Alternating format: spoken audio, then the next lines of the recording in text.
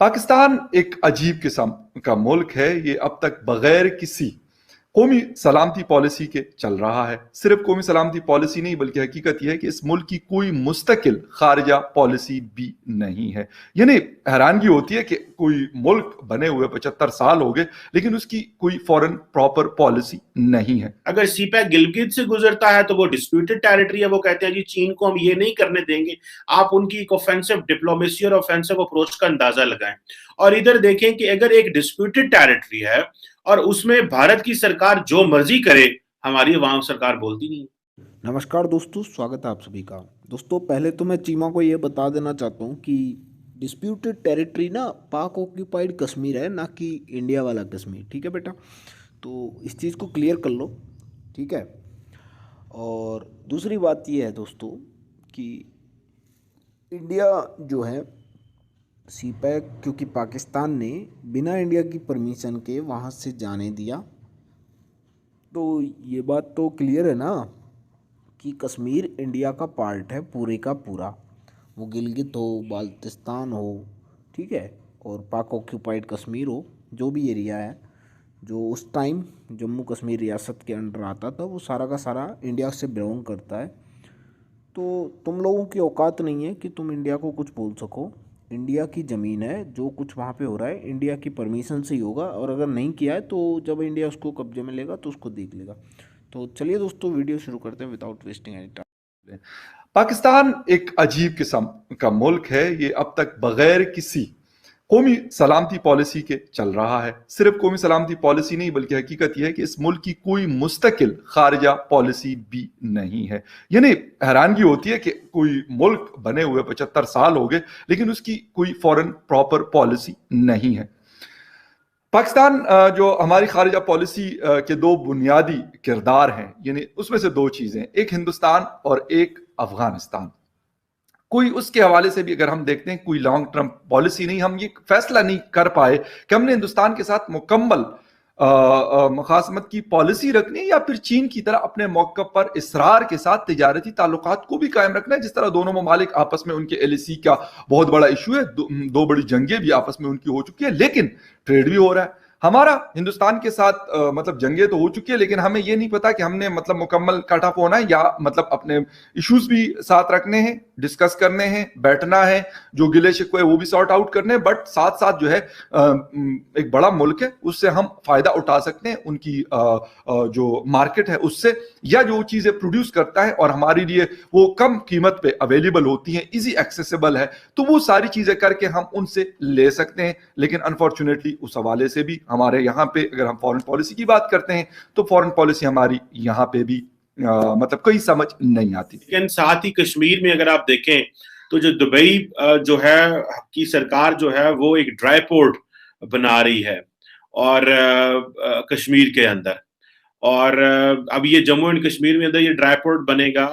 और एक कंपनी है दुबई डेवलपर है मार प्रॉपर्टीज, वो यहाँ पे एक मॉल भी बना रही है श्रीनगर के अंदर। अच्छा, मजे की बात यह है कि ये जो मार प्रॉपर्टीज है ये पाकिस्तान के अंदर भी काफी हाउसिंग प्रोजेक्ट्स करती है। लेकिन क्वेश्चन तो ये बनता है पूछना अपनी सरकार से और अपने लोगों से कि पाकिस्तान की सरकार साइलेंट क्यों है। ठीक है जी।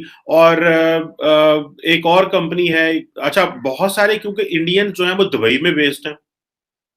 अब वो वहां पे जो काम कर रहे हैं वो वहां से फिर पैसा जो है वो कश्मीर के अंदर लेके आ रहे हैं। एक आई थिंक लुलू ग्रुप है जो कि जिसका हेडक्वार्टर तो यूएई में बेस्ड है। एक इंडियन बिलियनियर हैं, वो अपना जो फूड प्रोसेसिंग हब जो है वो यहाँ पे स्टैब्लिश कर रहे हैं। सो ये जो सिचुएशन है, इसमें इंटरनेशनल इन्वेस्टर को कन्विंस करना कि आना, ये एक बड़ी डिप्लोमेटिक सक्सेस है नरेंद्र मोदी की, जिसको आपको मानना पड़ेगा। लेकिन क्वेश्चन तो ये आता है कि हमारी हुकूमत क्या कर रही है। ये असल चीज तो ये है। ठीक है जी। अब दुबई की गवर्नमेंट तो इंडिया की गवर्नमेंट के साथ ये करती है, सिग्नेचर करती है और इंफ्रास्ट्रक्चर जो है उसकी बात करती है।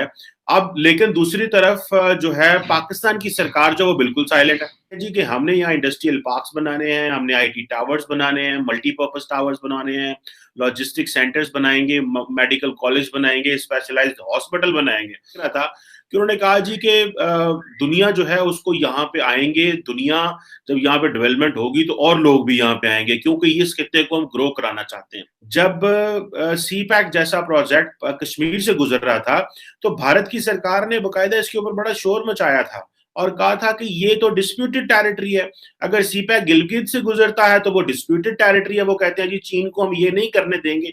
आप उनकी एक ऑफेंसिव डिप्लोमेसी और ऑफेंसिव अप्रोच का अंदाजा लगाएं। और इधर देखें कि अगर एक डिस्प्यूटेड टेरिटरी है और उसमें भारत की सरकार जो मर्जी करे, हमारी अवाम सरकार बोलती नहीं। इस वक्त मेरे पास द वॉशिंगटन पोस्ट की एक खबर है, India sends medicines to Afghanistan, wheat to follow.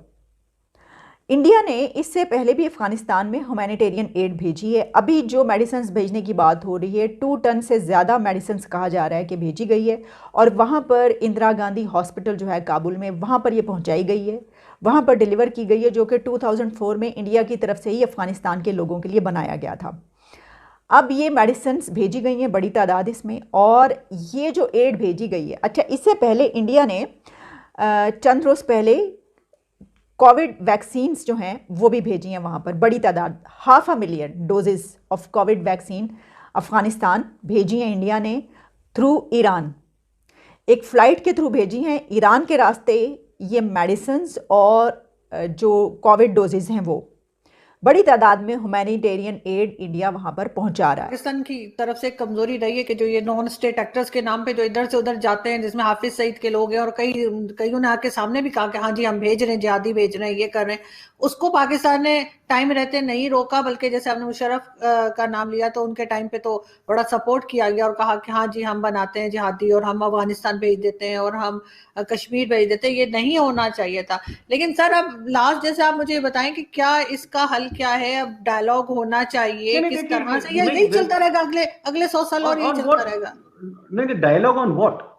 Jammu Kashmir का accession to India, Jammu Kashmir का accession to India is a legal accession. मतलब उस पर डायलॉग कैसे हो सकता है? ये प्रपोजल, जब मैं आपको बताता हूं, अगर आप इतिहास पढ़ेंगे, कांग्रेस पार्टी ने कहा, ये कांग्रेस पार्टी ने कहा कि जो एक्सेशन ऑफ प्रिंसली स्टेट्स वो प्लेबिसाइट पे होना चाहिए।